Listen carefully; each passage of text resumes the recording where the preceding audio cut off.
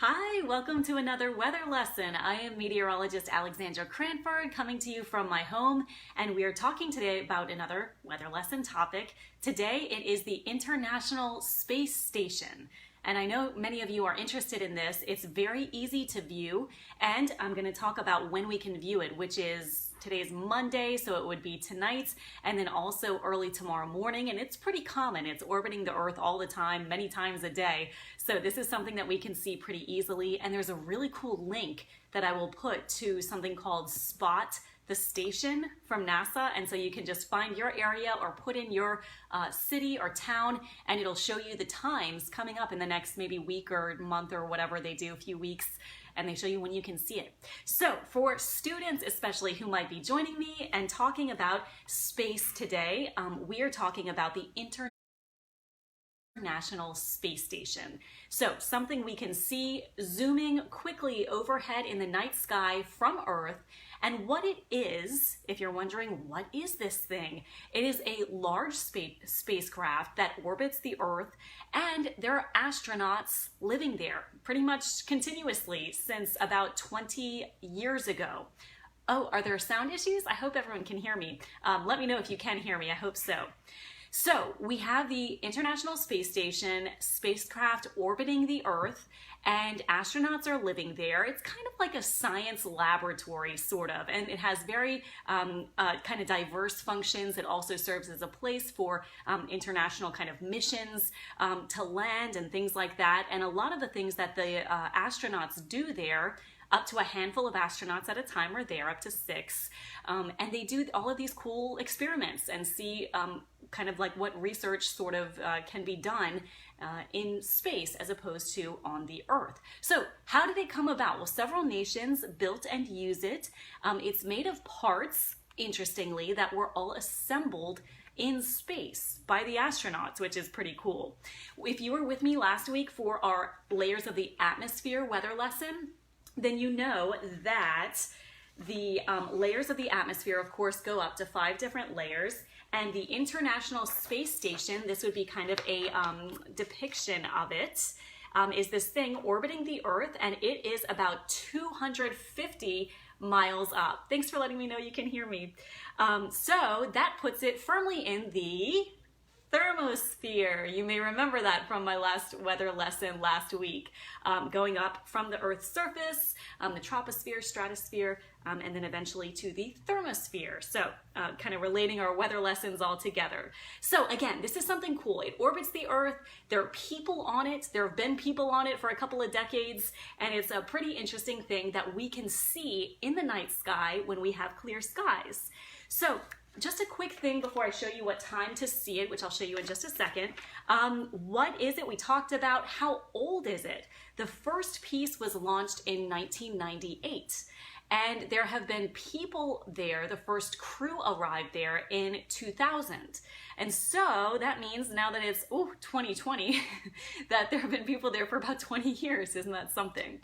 So people have pretty much lived on the International Space Station for 20 years, ever since that first crew went in 2000 or 2000. So how big is the International Space Station? Sometimes you see depictions of it like this. It kind of has this sort of satellite looking look to it, and you can't quite tell how big it is. Well, the living space, or the volume of it, is as big as about, we'll say, a 5-bedroom house, kind of the size of just a big kind of roomy house. There are 6 people plus visitors who can live on it. And when you stretch it out, though, all the way from one side to the other side, then it would cover the area of a football field.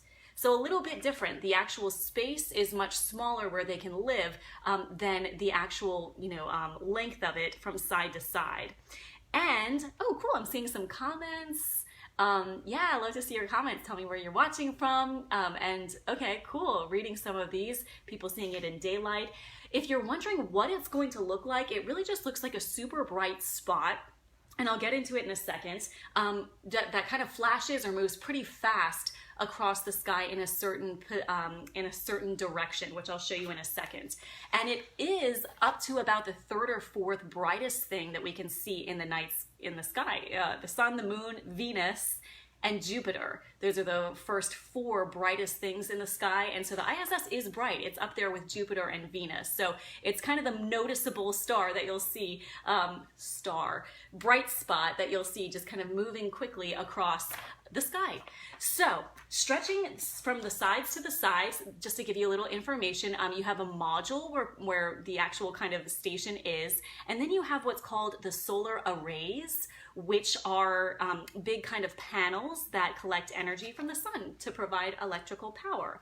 And so from this array to this array, again, would be about the size of a football field, and then the living space, or a space where the astronauts do stuff, is about the size of a 5-bedroom house. So you have the module, which is a self-contained unit of the spacecraft. You have also these kind of thinner beams called trusses, a truss. And so that's a beam that you can kind of connect parts to and kind of connects the whole thing together. And then, of course, we have the arrays that we just talked about that provide the electrical power from solar energy. So again, we're talking about when you can see it, because I thought today is such a nice, bright, sunny sort of day in May.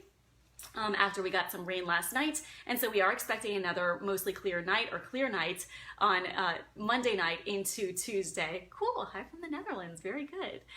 So this is when we can see it in New Orleans, Louisiana, USA. So this is for New Orleans, and again, if you live somewhere slightly different or very different, I will provide the link in just a second, or you could just kind of go and Google it. It's called Spot the Station. It's a NASA site, very easy to use, super just quick and easy. You can put in where you live and you can figure out when you can see this. And again, especially maybe for kids or students who are interested in space and things like that, if they haven't done this before, this might be something fun to do with them.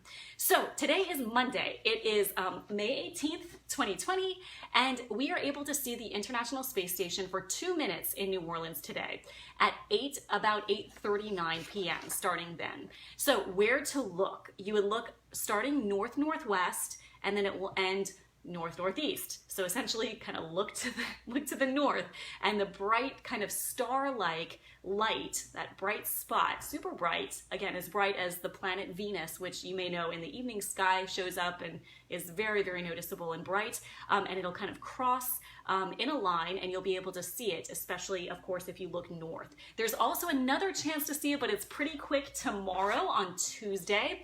It's only visible for about a minute or less at 4:52 a.m.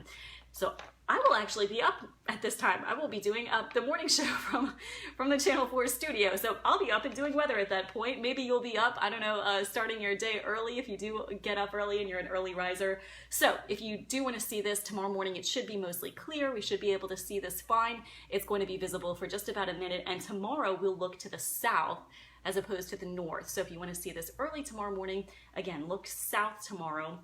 If you want to see it this evening at 8:39 p.m. over New Orleans, then you would look to the north. And again, it's kind of a super bright thing. The International Space Station revolves around Earth, or orbits Earth, every 90 minutes. Isn't that something? And it travels at 17,000 miles per hour. Can you imagine that? And again, it's 250 or so, 220, 250 miles above the Earth's surface, which places it in the thermosphere. So it's way out there orbiting the Earth, and we can see it.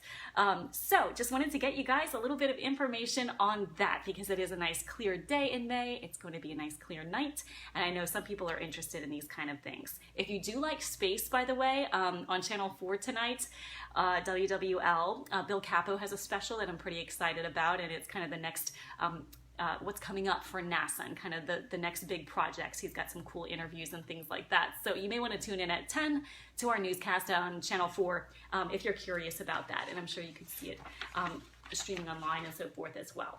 So that'll do it for today. Thank you guys for joining me. We talked about the International Station, and it's kind of funny because this is a thing that, you know, we can see.